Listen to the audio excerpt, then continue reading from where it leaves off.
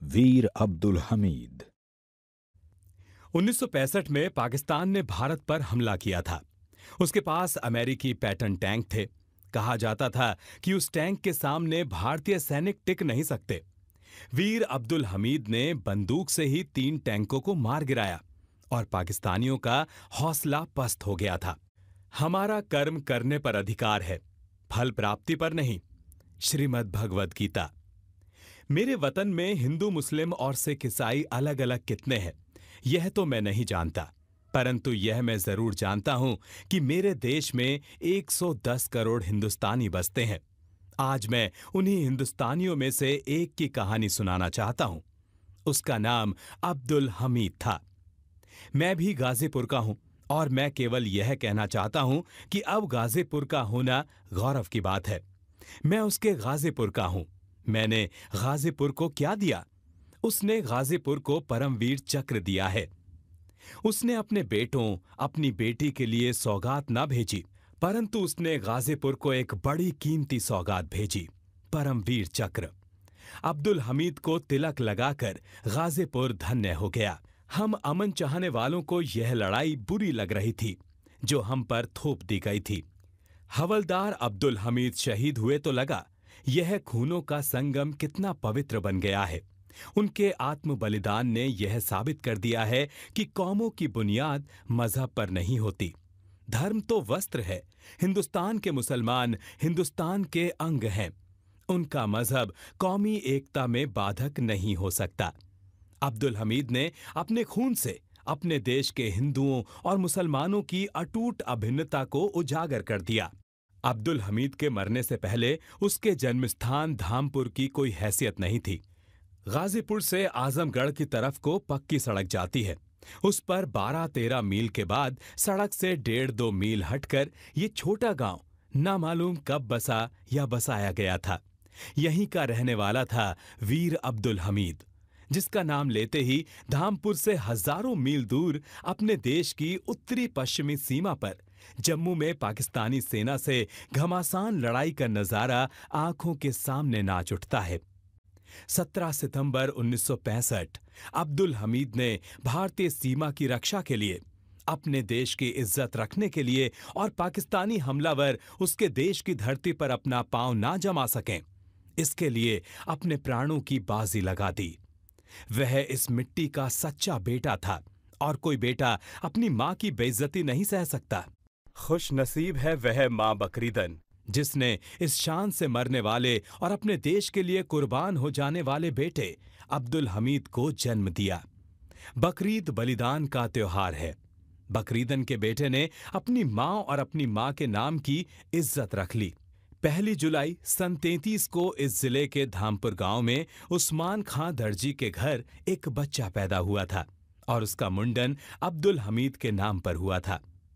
पर लगता है वास्तव में अब्दुल हमीद 17 सितंबर 1965 को ही रणभूमि के कसूर क्षेत्र में पैदा हुआ। अब्दुल हमीद ने अपनी जान देकर भारत और पाकिस्तान के बंटवारे वाली 2 कौमों के नजरिए की ईंट से ईंट बजा दी। जो धर्म को ही कौम का आधार मानते हैं वे पागल नहीं तो और क्या हैं। उन्हें कौन समझाए कि कौम का धर्म से कोई संबंध नहीं होता। हिंदुस्तान का हर नागरिक हिंदुस्तानी है, चाहे वह सिख हो या ईसाई, मुसलमान हो या ब्रह्म समाजी। बचपन से ही अब्दुल हमीद की तमन्ना एक बहादुर सिपाही बनने की थी। हमीद अपनी दादी से कहा करता था कि मैं फौज में भर्ती होऊंगा। दादी जब मना करती और कहती कि बाप की सिलाई की मशीन चलाओ, तो वो कहता, हम जाइब फौज में, तुहार रोके ना रुकाइब हम जाएंगे फौज में, आपके रोकने से नहीं रुकेंगे। दादी को उसकी जिद के सामने झुकना पड़ता और कहना पड़ता, अच्छा अच्छा जइहा फौज में। अच्छा अच्छा जाओ फौज में। हमीद खुश हो जाता। इसी तरह वह अपने पिता से भी फौज में भर्ती होने के लिए उलझता रहता और कपड़ा सीने के धंधे से मुकर जाता। खेल कूद में वह बहुत तेज तर्रार था। कबड्डी खेलने में तो गांव में उसका कोई सानी नहीं था। उसका पिता उस्मान खेल में अपने बेटे की फुर्ती और कलाबाजी पर फूला नहीं समाता। अब्दुल हमीद ने दर्जा 4 के बाद पढ़ना छोड़ दिया और वो खेलकूद कुश्ती में ही रमा रहता। किसी तरह सिलाई का काम सीख तो लिया, पर उसमें उसका जी नहीं लगता था। वह तो फौज में जाने को उतावला था। फौज में जाने के लिए फुर्तीले बदन की जरूरत होती है, इसलिए कबड्डी और कुश्ती में उसका खूब जी लगता। उसे पहलवानी तो विरासत में मिली थी। उसके पिता और नाना दोनों ही पहलवान थे। वो तड़के ही कंधे पर लंगोट डालकर अखाड़े पर पहुंच जाता, दंड बैठक मारता, अखाड़े की मिट्टी बदन में मलता और दाव सीखता। शाम को लकड़ी सीखता और रात को नींद में फौज और जंग के ख्वाब देखता। ये देखता कि उसके हाथ में 12 बोर की एक दुनाली बंदूक है। वह ख्वाब में ही दुश्मनों को भून डालता और जब लाम पर से लौटता तो सारा धामपुर ढोल तासे के साथ उसका स्वागत करने आता। अपने इसी स्वप्न को पूरा करने के ख्याल से हमीद 1954 को बनारस जाकर फौज में भर्ती हो गया। पहले ही दिन परेड हवलदार ने सवाल किया, जवान, क्या तुमने परेड सीखी है? नहीं।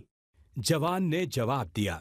सिपाही अब्दुल हमीद इस जवान का नाम था। फिर तुम्हारे पैर ठीक क्यों पड़ते हैं? सवाल हुआ। हम लकड़ी सीखते हैं। जवान ने जवाब दिया। परेड करवाने वाले हवलदार की बाजी मात हो गई। उस्ताद परेड के मैदान से निकलकर शागिर्द बन गया और शागिर्द उस्ताद। वह अपने साथियों को भी लकड़ी सिखाता। निशाना लगाने में तो उसे कमाल हासिल था। वह उड़ती चिड़िया को भी आसानी से मार गिराता। उसके सभी साथी उसकी फुर्ती, बहादुरी और सधे हुए निशाने की तारीफ करते नहीं अघाते। उसकी मिलनसार शख्सियत और दोस्ताना व्यवहार भी सभी साथियों का मन मोह लेता। अब्दुल हमीद को अपना रण कौशल दिखाने का मौका जल्द ही मिल गया। 1962 में हमारे देश पर चीन का हमला हुआ। हमारे जवानों का एक जत्था चीनी फौज के घेरे में है। हमीद भी है।